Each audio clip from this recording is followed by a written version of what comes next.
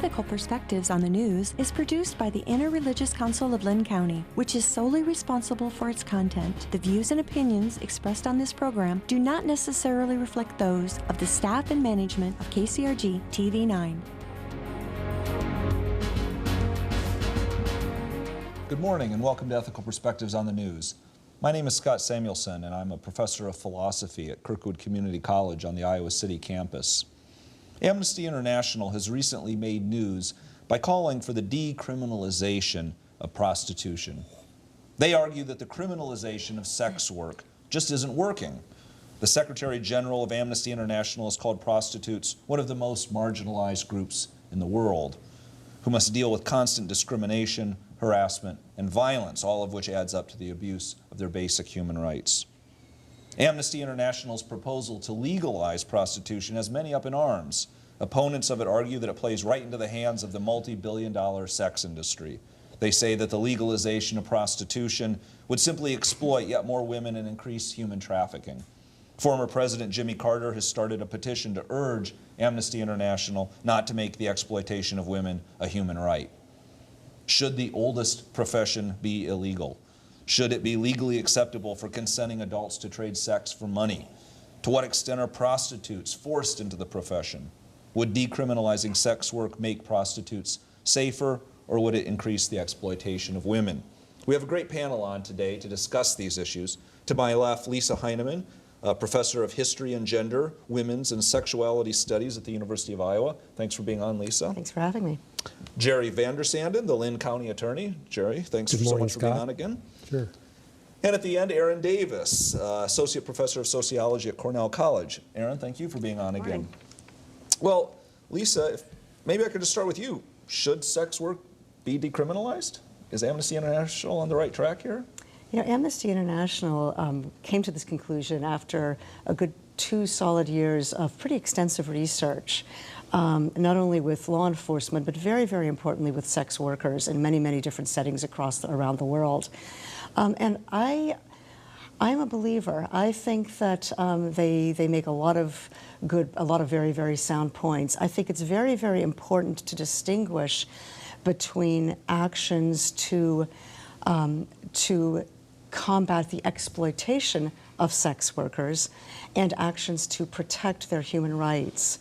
And in many ways, the criminalization of sex work has served simply to add to the burdens of sex workers, both in terms of harassment by law enforcement, but also by making it impossible for sex workers to help challenge other kinds of abuses. For example, in cases of trafficking, they're unable to challenge their traffickers because they themselves run the risk of getting into trouble with the law. And so what else stood out to you in Amnesty International's report? You said they did all this research. I mean, what were the things that really stood out in the research?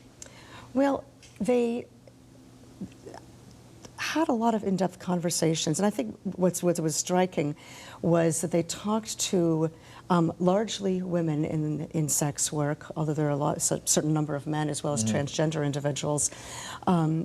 In many, many different settings, it's very, very common for us to think of sex workers as kind of a single category. Sometimes there's a kind of lumping of all sex workers under the category of sex trafficking. And that's not appropriate. That's not the reality of the sex trade. Sometimes we think about all sex workers as being street prostitutes. Also not the case. Trafficked women, trafficked sex slaves, and street prostitutes are in fact among the most vulnerable. They face often the greatest risk of violence and abuses in all kinds of ways. But I think one thing that was very admirable about the report is they attempted to get a sense of a much broader range of what's actually going on there out in the many, many different places where sex work occurs. Okay, well, we'll have to come back to some of that, but let's bring Jerry in on this. Look, can we talk a little bit about our laws about prostitution here, and how do we handle it? I mean, you know, are prostitutes pimps, and how are they treated by our law now? Well, that's an excellent question. And the law on prostitution, at least in our country, is very universal. It's well settled. prostitution is a crime in all 50 states, except in Nevada, where in some places it's legal, but it's very strictly regulated. And prostitution has been on our books now for as long as I think our country has been in existence. I know in Iowa, prostitution is considered to be an aggravated misdemeanor, and it applies to anybody who either sells or offers for sale their services as a partner in a sex act, but it also applies to those who try to buy or purchase another person's services in a sex act. So prostitution is a crime in every state. There are other sex crimes that apply in most states: pimping, pandering, a person who solicits or encourages somebody into the profession of prostitution, or they share in the earnings of a prostitute, or they provide the premises for prostitution to take place. These are all considered vice crimes. Usually they're not given a high priority by law enforcement. And I would say that at least in Iowa, those who are convicted of prostitution or pimping, usually they don't face prison. Normally they're treated with either a fine or a short jail sentence. So pimps and prostitutes, they're not filling our prisons at this time. The last time I checked, I think in the last couple of fiscal years in the whole state of Iowa, we had 7 people that were sentenced to prison for either prostitution or pimping, and I think most of those were probably either repeat offenders or they went to prison for some other reason as well. And are there lots of arrests being made in this area in Iowa generally pertaining to sex work? The arrests come in cycles. I think what you will find in most, at least metropolitan areas, is that law enforcement really do not give high priority to the investigation and arrest of crimes of vice, and prostitution is considered to be a crime of vice. I think most police departments try to apply their resources to crimes of violence. Crimes of vice are kind of put on the back burner unless you've got a law enforcement agency that taps in to either a state or a federal grant to combat the problem. And there is, I think, a legitimate reason to prosecute prostitution. I believe prostitution is an inherently dangerous and violent profession, and I think our government should discourage the practice. Okay, well, we'll come back to that point, but let's get Erin in on this too. How far should decriminalizing of sex work go, if at all? I mean, I think I agree with Lisa. I understand this idea that prostitution is inherently dangerous, but I think our criminalization of prostitution actually increases the danger for women. And I think it is important to talk about the exploitation of women. At the same time, I think the criminalization of prostitution puts women and other sex workers more at risk of coercion, health risks, a number of risks that I think could be addressed. And I also think it's really important to separate out trafficked women, trafficked sex slaves, from those who are not trafficked. Well, but what, I mean, what about the idea that if we do decriminalize sex works, that it will just encourage more sex work, and there'll be more pressure to either traffic women or just to put all the pressures that go into driving someone into prostitution on various women? And doesn't that add to more just exploitation of women? Doesn't the legalization of it, or the decriminalization? Again, I don't think we're legalizing trafficking. We're not legalizing sort of sex work among minors, right? We're still thinking about sort of vulnerable populations and issues of coercion at that level. But I think we also have to look at sort of the ways in which criminalization itself creates dangerous situations and increases the risk of women who are of sex workers in general. Well, back to you, Lisa, about this. I mean, I think a lot of people worry, like, for instance, Jimmy Carter, that if we push to decriminalize sex work, that really is playing into the hands of the oppression of women, and not just women, but others as well, rather than You know, I think it's helping them. useful to think of, to ask ourselves the question, in what other area if we identify an area of exploitation, and indeed, sex work often emerges out of an environment in which women or other transgender individuals have a very high rate of sex work, often emerges out of situations of oppression for them. And often they are in sex work because they lack other options. In other instances, though, we don't seek to end someone's oppression by criminalizing their activities. We seek other ways to end their oppression. We seek, for example, I think in a case like sex work, we would seek to look at the societal factors, the economic factors, the issues of education, of family estrangement, and so on, that lead some people to feel that this is the best option for them. We also have to be aware of the possibility that, and we know this, again, from widespread interviews with sex workers, that there is a range of coercion from brutal, brutal sex slavery all the way to women who have other choices, and they've decided for various reasons this is the best choice, and they engage in their sex work without regrets, and feeling that this is a very good choice for them. Now, obviously, again, right now as things stand, it's a profession that's open to tremendous exploitation. But again, I think we have to ask ourselves the question, why would we seek to combat exploitation by criminalizing those who are exploited? Would decriminalizing it decrease exploitation?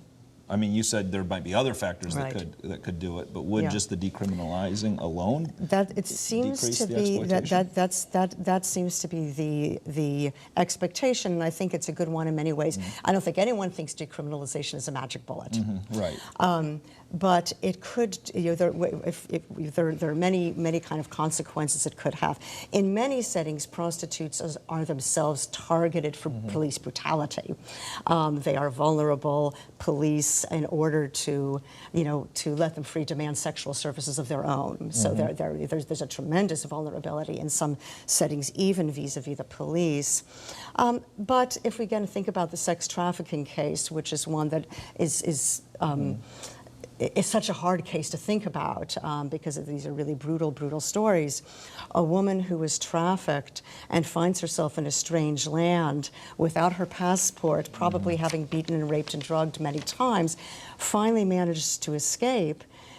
It would be to everybody's advantage for her to be able to go to the police and help to prosecute the trafficker. But if her own activities are criminalized, of course, she's in a much too vulnerable a situation to do that. Decriminalization also promises many health benefits in terms of public health. The Lancet, Great Britain's premier medical journal, recently did a major multi-part study on HIV/AIDS, studying, among other things, the possible impact of different interventions in reducing the number of new cases. And of all potential interventions they studied, decriminalizing sex work head and shoulders above all other possible interventions. By their calculations, decriminalization promised worldwide to shrink the number of new incidences of HIV/AIDS by somewhere between 33 and 46%. That all by itself is an incredible impact. Well, so Jerry, I want to hear your response to some of this. I mean, so on the one hand, the idea is decriminalization promises to have health benefits for perhaps the whole population, and certainly those in the sex work industry. On the other side, it seems like we're saying, is it, by criminalizing people who are already being oppressed, we're not really helping them at all, that this could be a way of giving them a chance to get out of it, of cooperating with the police. Why not decriminalize then? Well, I think that the government has a role in passing laws about prostitution. The government can't be neutral on this subject, and I believe that if the government decriminalizes or legalizes prostitution, it's like giving the governmental stamp of approval on the practice, on a practice that I believe is bad for society. It's like the government is saying to the population, to the citizens, that prostitution is safe and that it's harmless, when I don't believe that it is. I don't think it's a perfect analogy, but I think that You look at those states that have passed laws that legalize marijuana. I think when you legalize something that was previously considered to be criminal, you expand the scope of the practice. I think in those states where you see that marijuana is legalized, you're going to see an expansion of those who use a drug that previously they wouldn't. And I think that if you decriminalize prostitution, naturally, you're going to expand the practice and attract more to that profession. And I think it's legitimate for government to make a value judgment about whether prostitution is good or bad for society. I think that it's bad for society. It sends all the wrong messages to people about the value of women and the value of sexuality, and that it's something that is to be commercialized and bought and sold. And I don't think that's good for society. Just a quick question. Do we know if, is there more prostitution in Nevada because it is legal? I mean, that seems intuitively right to me, but I don't really know if that is the case or not. I'm wondering if we have a... I don't know about whether they keep stats on that or not. Right. Well, I suppose it would be difficult to, but Sure. But I mean, I'm just I'm trying sure to think they're of very discreet, your point sure. that if indeed legalization would make it. If I could jump in, I know that New Zealand many years ago reformed their laws, Right. and where they did decriminalize quite significantly. And they were on the lookout for possible increase in trafficking, and this is a part of the world where trafficking, for example, from Thailand was quite prevalent, given the geography, and they were really quite on the lookout for that, and they did not find an increase of trafficking. Now, again, multiple variables here, but we have very few test cases, and of course this is part of the difficulty. It's hard to research the topic, and it's hard to make predictions about something for which there's so little reliable research. But in some of the few cases we have, some of those fears have been ameliorated. Right. But what about the idea, Erin, in particular, of you know, Jerry's point that there's something kind of deeply morally repugnant about trading sex and commercializing sex? I want to respond to something you said. There was actually studies done in Sweden after Sweden criminalized or increased their criminalization and found that there might actually be connections with some of the criminalization of prostitution and increased sex trafficking. Now, those studies are also difficult to fully assess because if they're paying more attention to sex trafficking, right, those numbers go up, so it's hard to know. I mean, I'm certainly, going back to sort of the other question, I'm certainly concerned about the sexual objectification of women. And the government is putting a stamp of approval. Go ahead, you know, go ahead. Well, I think it's really interesting, right? This notion that we don't already allow sex for money or sexualization for money is just not accurate, right? Pornography, right? As long as you're not actually paying the person you're having sex with, we do pay people to have sex, right? That's one example. We have a lot of sexualization, right? There's a lot of ways in which, you know, strip clubs, you know, there's been recent studies on like bikini baristas, right? Who are sort of selling coffee and pasties, right? So we do sexualize, and that is, so I think in some way, right, sex sells. So I certainly think we have an over-sexualization and, you know, in the ways that we sort of objectify women is problematic in that way. Right, but I take it the counter-argument is this, but do we need more? I mean, is this like, do we need yet to take the further step? Well, so the question is, I mean, I guess my question is toward what ends? And again, I push back on this idea about what is in the best interest, how are we going to provide safety? And I don't think criminalization does that. I think actually the stigmatization of sex workers helps perpetuate some of that. And I think the kind of notion that this is sort of secret or dirty, or that actually sort of furthers the objectification of women. Again, I think objectification of women in general is a problem that needs to be addressed. But I think if we're looking at sort of some of the safety issues, I think we need to start thinking about regulation.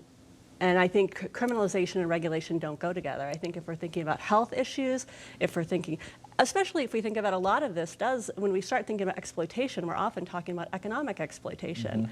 And economic exploitation or difficult economic choices that individuals have lead people to sort of make a lot of choices that they might not choose if they had more options. And I think that's not just limited to sex work. I think that's a whole range of work, some of which is also dangerous, right? I mean, we can talk about, meat packing plants and things like that, and sort of work that is dangerous. And the more we can sort of think about regulating, destigmatizing, providing sort of increased safety options, increased health options, I think that's where we should be focusing our attention. Jerry, would you like to respond to that? I mean, would this allow, would the destigmatization have a kind of set of positive advantages that we should really consider? Well, I think it's something to talk about from an academic point of view, but I think as a practical matter, prostitution itself, I believe, is inherently violent, inherently dangerous. And I don't think any amount of But would it become less regulation- so if it was destigmatized a bit and you could regulate it a bit? I mean, that is... Well, now you're talking about, if you're talking about the government regulating prostitution, I think there's a strong moral issue here to consider. It's getting to the point now in a lot of states we have legalized gambling, and now we're getting to the point where in many states we have legalized distribution of marijuana, and now you're going to, now there's a consideration of adding prostitution to the mix. So it used to be that the purpose of the government was to pass laws to protect society, but now it's getting to the point in our country where government has become the bookie, the pimp, and the pusher. And do we really want our government to be in that kind of business to regulate the sale of sex? I think there is a strong moral issue here. Well, what about as I was doing a little bit of research on this subject, one thing that came up again and again was this idea that was called the Nordic model. And the way I understand the Nordic model is essentially that we continue to criminalize one aspect of prostitution, but not the prostitutes themselves. That is to say, the law goes hard after those who solicit prostitution, the Johns, as I would normally call them, but does not go after the prostitute. Would that be a kind of good compromise where the government could still have a strong moral objection to prostitution and have an interest in trying to limit it, and yet at the same time not just pile on to prostitutes who are already in tough situations and who may be subject to all sorts of health risks and whatnot?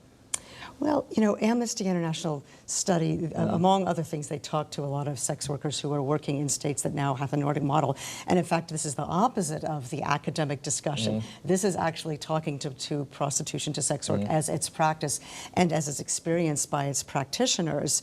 And it's a much more kind of boots on the ground approach than a kind of speaking of morals, and I think one of the big questions is how do our morals intersect with actual practice and with lived experience.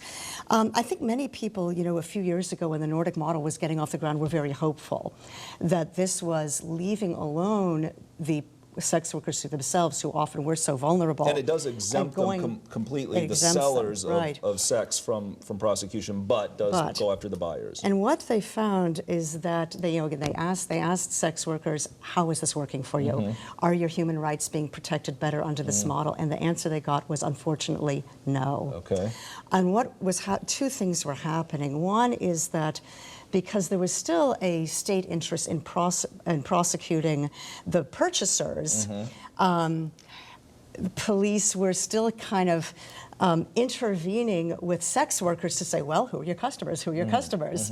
And partly because of social attitudes, often police felt pretty comfortable being fairly heavy-handed with the sex workers to try to find out who the customers were. But in addition to that, the sex workers said that it actually, it made it hard for them to practice the usual, what they were accustomed to in terms of safety precautions. So for example, a potential customer might say, listen, I don't want to come to where you are because you're a known prostitute and I don't want to get arrested. You come to me. Well, that's a more dangerous situation for the sex worker, to have to go to the customer's place rather than have the customer come to her.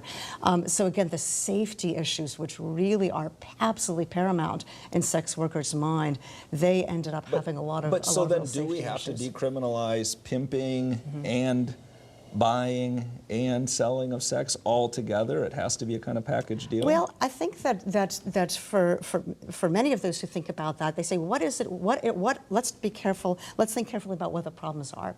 The problems are exploitation. The problems are violence. The problems are rape. The problems are economic exploitation. So you get 10% and I, the pimp, get 90%. Let's target those things. Let's think clearly about trafficking, obviously, minors, force, coercion. Let's target what the actual exploitative practices are and tailor our response to those practices. And indeed, perhaps the consensual buying and selling of sex between adults, if no violence is involved, no coercion is involved, perhaps indeed this is the exploitative element is hard to identify there.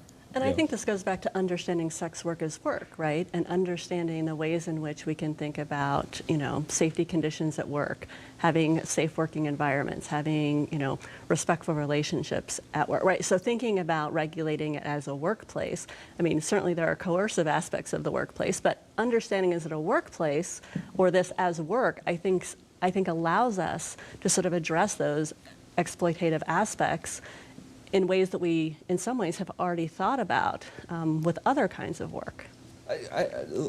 I'm interested to ask just briefly about, a debate within feminism about prostitution. I mean, it seems like, on the one hand, there is the idea that you can say, well, consensual adults having sex is fine. There are all these problems, but in and of itself, that at least shouldn't be a big deal, or it shouldn't be a huge problem. But I take it there's another idea that, no, this is quintessentially an exploitative practice against women, that even when you have so-called consenting adults, that there are still deep kinds of oppressive things going on that might create an illusion of two consensual adults, but in fact, there's a deep power differential, and one of them is being more or less coerced. I mean, is there not a deep problem there? This is a long, there's a centuries-long right. debate among feminists about exactly this point. And I think that part of it gets to the fact that, of course, sex work does not exist in a vacuum. That many women, let's say, who are in sex work, having made a free decision to be in the work, made that decision within certain constraints, and sometimes those constraints are pretty harsh. And that's where the debate comes, is that given the harshness of those constraints, and given the fact that there are portions of the sex industry where violence really is endemic, how do we sort of sort those out? There's certainly feminists who say, we just can't have this at all. And I think that one of the important counterarguments is that we do have it. Prostitution does exist, and in that world, how do we see to it that it can be as humane as possible? And I think, Erin, you raised another important point, is that many people, men and women, make decisions for other kinds of work that really aren't very pleasant work, that are dangerous, that are terrible risks to their health, that pay very, very poorly. We make many, many decisions for work under pretty severe constraints. Women who end up in prostitution might be operating under many of the same constraints as women who end up, let's say, in black market domestic service. Which one of them is living more at risk can sometimes be a little hard to say. Right. Well, I'm afraid that we have to cut off our conversation because we've rapidly run out of time. But this is, to me, a very interesting issue, and I really appreciate the panel for joining or starting, I think, a really interesting discussion. So I'd like to thank Lisa and Jerry and Erin once more. I hope the discussion that we've started here is one that you carry on in your homes and communities. So I'd like to thank you all, and we'll see you next time on Ethical Perspectives on the News.